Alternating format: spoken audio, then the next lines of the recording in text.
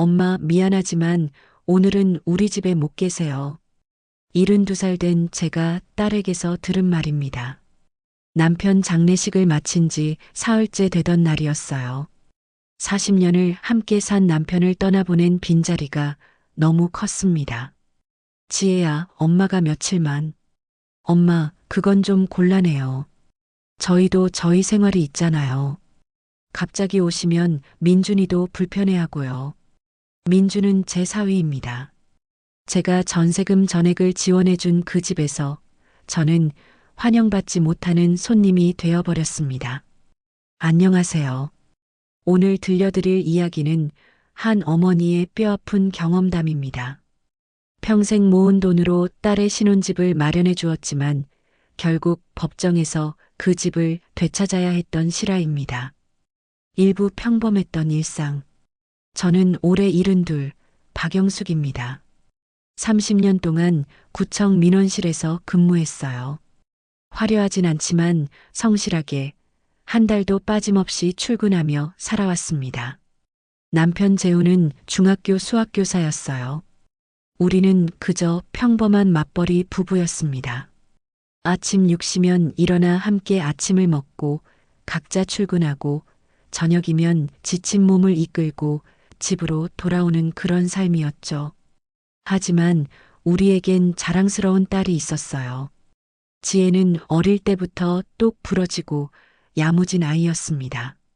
공부도 잘했고 학급 임원도 도맡아 했죠. 고등학교 때는 전교 부회장까지 했습니다. 여보, 우리 지혜 정말 대견하지 않아요? 저희 핏줄이 맞나 싶을 정도로 잘하네요. 남편은 딸을 볼 때마다 그렇게 말하곤 했어요. 딸은 명문대 경영학과에 입학했고 졸업 후엔 대기업 인사팀에 취직했습니다.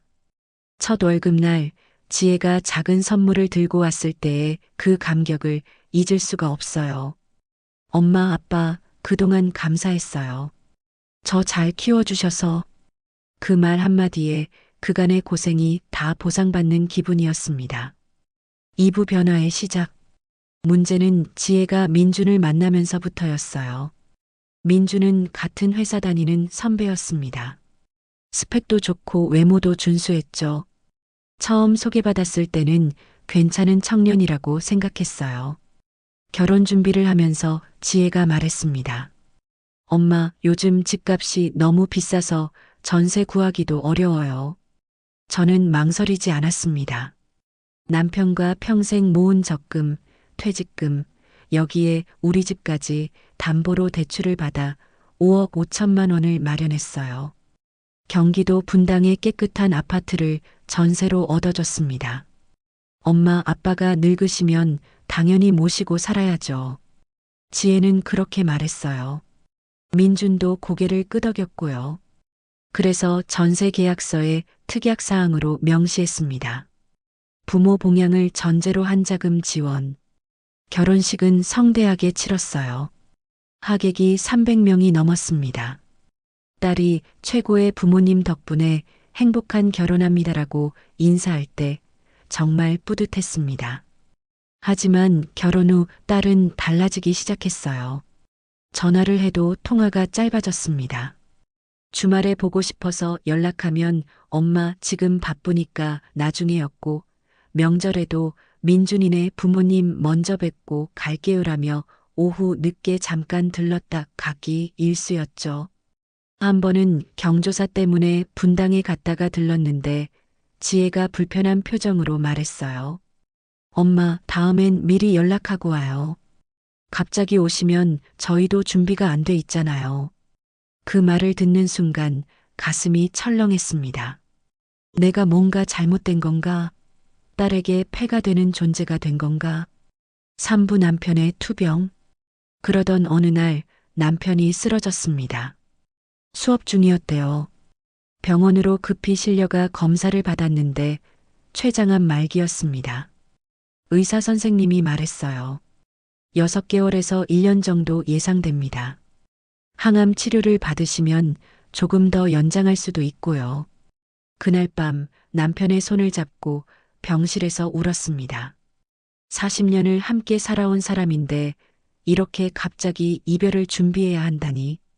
지혜에게 전화했어요. 지혜야, 아빠가 많이 아프시대. 엄마, 무슨 일이에요? 췌장암이래. 말기라고. 빨리 병원에 와봐. 그날은 왔습니다. 하지만 30분 정도 있다가 엄마 내일 중요한 회의가 있어서라며 서둘러 갔어요. 민주는 아예 오지도 않았습니다. 남편의 항암 치료가 시작됐어요. 8개월 동안 3차례의 입원 치료를 받았습니다. 머리카락이 빠지고 몸무게가 15kg이나 줄었어요. 그 긴 시간 동안 지혜는 4번 왔습니다. 4번. 그것도 각각 20분, 30분씩만 있다 갔어요. 지혜야, 아빠가 너 보고 싶어 하신다. 엄마, 지금 프로젝트 마감이 코앞이라서요. 주말에 갈게요. 주말에도 오지 않았습니다. 한 번은 제가 강하게 말했어요. 지혜야, 아빠가 얼마 못 사신다는 걸 알고 있니? 지금 아니면 평생 후회할 수도 있어. 알아요, 엄마. 알아요. 근데 제가 지금 회사에서 진짜 중요한 시기라고요. 조금만 기다려주세요. 그 조금은 끝내 오지 않았습니다. 사부 마지막 순간. 남편은 점점 쇠약해졌어요. 병실 침대에 누워서도 지혜는 언제 오냐고 물었습니다. 여보, 지혜 일이 바쁜가 봐요. 곧 올 거예요. 거짓말이었어요. 지혜는 2주 넘게 연락도 없었으니까요. 어느 새벽 남편의 호흡이 급격히 약해졌습니다. 간호사가 달려왔고 보호자분 준비하셔야 할 것 같습니다라고 말했어요. 떨리는 손으로 지혜에게 전화했습니다. 지혜야, 아빠가 위독하시다. 지금 당장 와. 이번엔 왔어요. 민준과 함께요. 하지만 이미 늦었습니다. 남편은 새벽 3시 47분 딸의 얼굴을 보지 못한 채 눈을 감았습니다. 마지막 순간까지 지혜라고 중얼거렸어요. 장례식장에서 지혜는 화려한 검은색 상복을 입고 조문객들에게 인사했습니다. 아버지가 갑자기 돌아가셔서 너무 충격이에요. 평소엔 건강하셨는데 8개월 투병이 갑자기라니요. 조문객들은 딸이 효년에 저렇게 슬퍼하는 걸 보니라고 말했지만 저는 씁쓸할 뿐이었습니다. 3일장을 치르는 동안 민주는 장례식장 음식이 입에 안 맞는다며 배달 음식을 시켜 먹었어요. 지혜는 조문객 응대하느라 바쁘다며 저를 거들지도 않았습니다. 발인 날 연구차를 따라가면서 지혜가 민준에게 속삭이는 소리를 들었어요. 여보, 이제 끝난 거지? 우리 오늘 저녁엔 집에서 좀 쉴 수 있는 거지? 아버지의 관이 앞에 있는데 그런 말을 하다니. 오부 냉혹한 현실. 장례를 마친 후 저는 완전히 무너졌습니다. 40년을 함께한 남편이 떠나고 빈집은 너무 컸어요. 일주일 후 작은 가방 하나만 들고 분당으로 향했습니다. 딸과 함께 있고 싶었어요. 이 슬픔을 나누고 싶었습니다. 초인종을 눌렀습니다. 누구세요? 나야, 엄마. 문이 열렸지만 환영하는 얼굴은 아니었어요. 엄마, 왜 갑자기 오셨어요? 지혜야, 엄마가 너무 외로워서 며칠만 있어도 될까? 거실로 들어갔지만 분위기가 차가웠습니다. 민주는 소파에서 TV를 보고 있었고 인사도 건성이었어요. 엄마, 식사는 하셨어요? 아직? 그럼 치킨 시켜드릴게요. 집밥이 아니라 치킨이라니. 그래도 고마웠습니다. 치킨을 먹으면서 조심스럽게 말했어요. 지혜야, 엄마가 이제 혼자 사는 게 너무 힘들어서 너희랑 같이 살면 안 될까? 그 순간 민준의 표이 굳어졌어요. 지혜도 당황한 듯 했습니다. 엄마, 그건 좀. 민준이 끼어들었습니다. 어머님, 저희도 저희 생활이 있어서요. 신혼 부부는 둘만의 시간이 필요하잖아요. 신혼은 벌써 2년 전 일이잖니. 그래도 어머님이 계시면 불편하고 제가 목소리를 높였어요. 이 집 전세금이 누구 돈인지 알고 있니? 5억 5천, 엄마 아빠가 평생 모은 돈이야. 우리 집까지 담보로 잡고 대출받아서 마련해준 집이라고. 지혜가 차가운 목소리로 말했습니다. 엄마, 그건 엄마가 주신 거잖아요. 지금 와서 그런 식으로 말씀하시면 곤란해요. 계약서에 명시돼 있잖아. 부모 봉양을 전제로 한 지원이라고. 민준이 비웃듯 말했어요. 어머님, 그게 법적 효력이 있는 줄 아세요? 그냥 도덕적인 이야기일 뿐이죠. 도덕적인 이야기? 너희 아버지가 돌아가실 때 어디 있었니?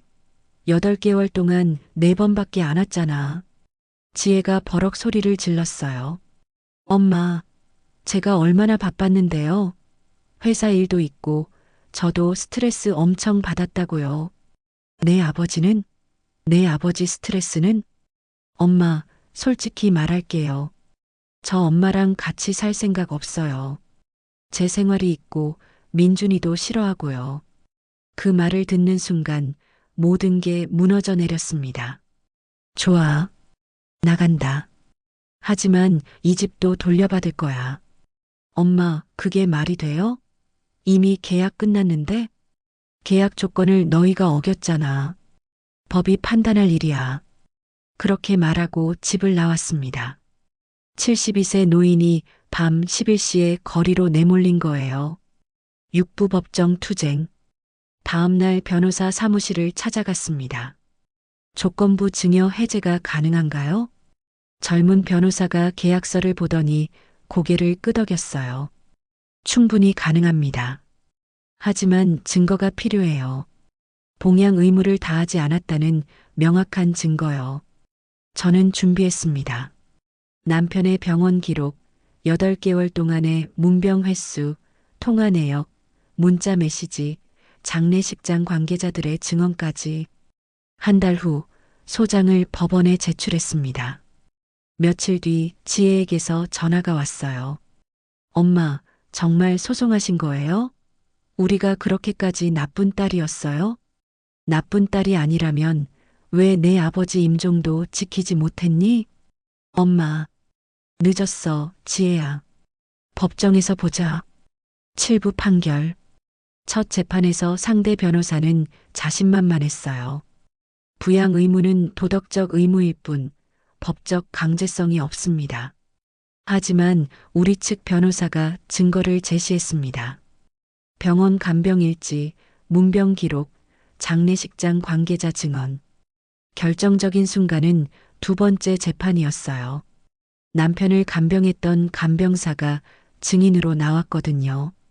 8개월 동안 딸분이 4번밖에 안 오셨어요. 환자분께서 매일 지혜는 언제 와? 라고 물으시는데 정말 안타까웠습니다. 재판장이 지혜를 쳐다봤어요. 피고는 아버지 임종 자리에 참석했습니까? 네, 참석했습니다. 임종 전 마지막 방문은 언제였습니까? 지혜가 대답하지 못했어요. 세 번째 재판에서 지혜가 직장 동료에게 보낸 카카오톡이 증거로 제출됐습니다. 우리 엄마가 같이 살자는데 진짜 부담됨. 민준이도 엄청 싫어함. 빨리 요양원이나 보내야 할 듯. 법정이 정적에 휩싸였어요. 지혜는 얼굴을 들지 못했습니다. 드디어 최종 판결일. 피고는 조건부 증여의 핵심 조건인 봉양 의무를 명백히 위반했으므로 원고의 청구를 인용합니다. 지혜가 울면서 달려왔어요. 엄마, 제발 용서해 주세요. 다시 기회를 주세요. 늦었어, 지혜야. 내 아버지 살아계실 때 그렇게 했어야지. 에필로그. 한 달 후, 지혜와 민주는 그 집에서 나갔습니다. 5억 5천짜리 전세금은 제게 돌아왔고요. 지금 저는 작은 아파트에서 혼자 살고 있습니다. 가끔 지혜에게서 연락이 와요. 엄마, 안녕하세요. 마치 남에게 하듯 정중하게요. 저도 잘 지내라고 짧게 대답할 뿐입니다. 때로는 이런 생각이 듭니다. 제가 너무 냉정했던 걸까요? 그래도 혈육인데 완전히 관계를 끊어버린 게 옳았을까요? 하지만 후회하지 않습니다. 제 존엄을 지켰으니까요.